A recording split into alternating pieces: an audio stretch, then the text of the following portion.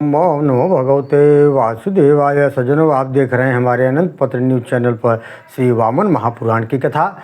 आज का कथा का प्रसंग है वामन भगवान ने तीन पग में तीनों लोगों को नाप लिया है और बलि को पाताल में भेजने की कथा है। सीधा चलते हैं कथा की तरफ। लोमहर्षण बोले, बलि ने संपूर्ण पृथ्वी क्षोभ से भरी देखकर हाथ जोड़कर गुरु शुक्राचार्य को प्रणाम करके पूछा, आचार्य देव, पृथ्वी के क्षुब्ध होने का क्या कारण है?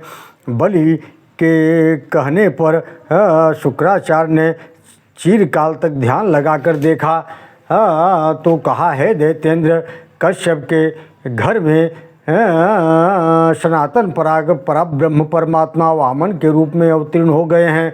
दानव श्रेष्ठ वे ही प्रभु तुम्हारे यज्ञ में आ रहे हैं। उन्हीं के पैर रखने से पृथ्वी कांप रही है, ये पर्वत भी कांप रहे हैं। जगत को धारण करने वाले भगवान कृष्ण ही यह गंभीर अचिंत्य माया है, जिस माया के द्वारा यह संसार धार्य धारक भाव से क्षुब्ध हो रहा है। उसके सन्निधान होने के कारण शत्रु दैत्य लोग यज्ञ भाग पाने के योग्य नहीं रह गए हैं।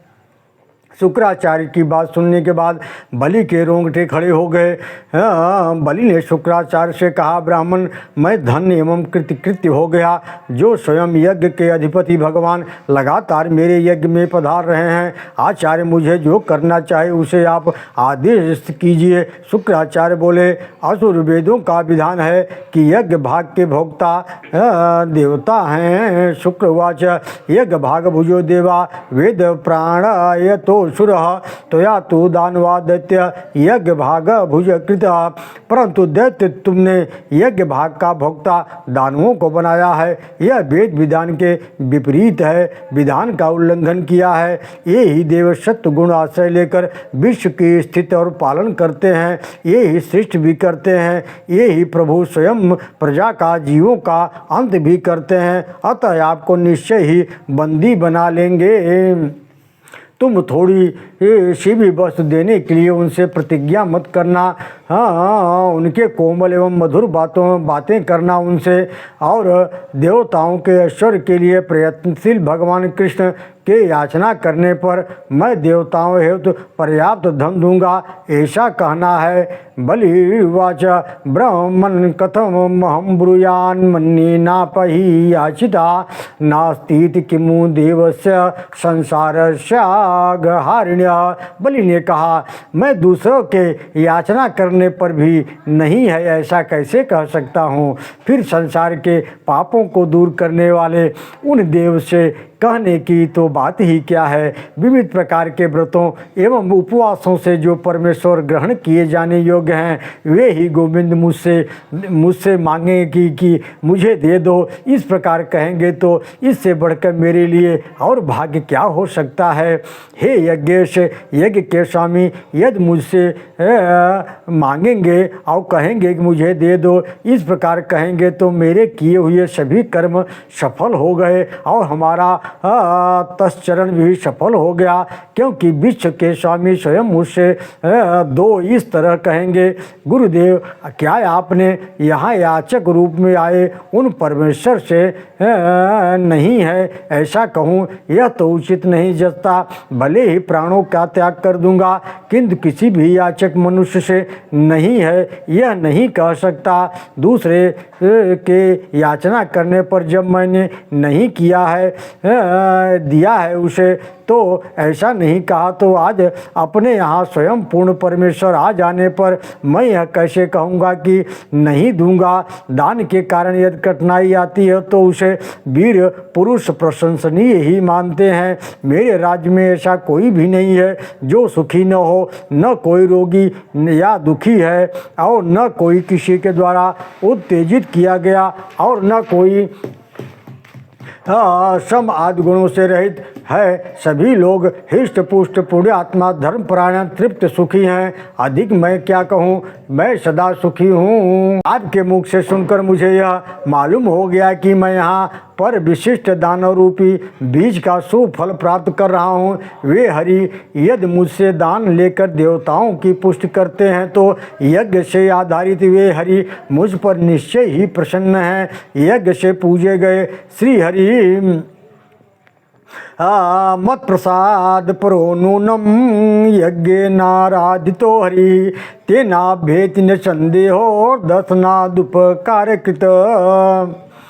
दर्द यज्ञ से पूजे गए श्री हरि निश्चय ही मेरे ऊपर प्रसन्न हैं, तभी तो निसंदेह मुझे दर्शन देकर मेरा कल्याण करने वाले वे प्रभु हमारे यहाँ आ रहे हैं। लोम हर्षण उवाच इत्येवं वद तस्तस्य प्राप्त तत्र जनार्दन सर्वदेवमयो चिंतो मया वामन रूप धृग तम दृष्ट्वा यज्ञवाटम च प्रविष्ट मसुरा प्रभुम जगमु प्रभात क्षोभम तेसा तस्य निष्प्रभा। लोमहर्षण शुक्राचार्य और बलि में इस प्रकार बात हो ही रही थी कि सर्वदेवमय चिंत भगवान अपनी माया से अपना वामन रूप धारण कर वहाँ पहुँच गए। उन प्रभु को यज्ञ स्थान में उपस्थित देखकर दैत्य लोग उनके प्रभाव से अशांत और तीव्र तेज से रहित हो गए।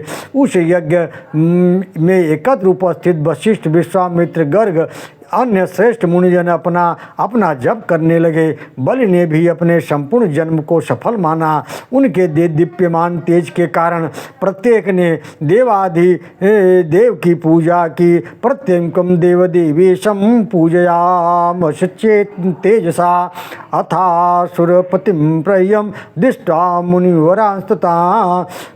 उसके बाद वामन रूप में प्रत्यक्ष प्रकट हुए भगवान विष्णु लोगों में पूजित होने के बाद एक दृष्टि से चारों ओर देखकर उन विनम्र दैत्यपति एवं मुनिवरों को देखा तथा यज्ञ अग्नि यजमान यज्ञ कर्म में अधिकृत सदस्यों एवं द्रव्य की सामग्रियों की प्रशंसा की। उस समय हर्ष से विह्वल होकर महासुर बलि ने अर्घ्य लिया और श्री गोविंद भगवान विष्णु की पूजा की तथा उनसे यह कहा। बलिरुवाच स्वर्ण रत्न संघातो गजा स्वसमित तथा स्त्रियो वस्त्रालंकारान् गावो ग्रामस्य पुष्कला सर्वे च सकलान् पृथ्वी भवतो वा यदीप्सितं तद तदा मे विष्णुव्यमार्थं सन्ति ते प्रिया। इत्युक्तो दैत्यपत्न्या प्रीतिगन्धर्वन्वितं वचः प्रास्मित गंभीरम भगवान वामनाकृते।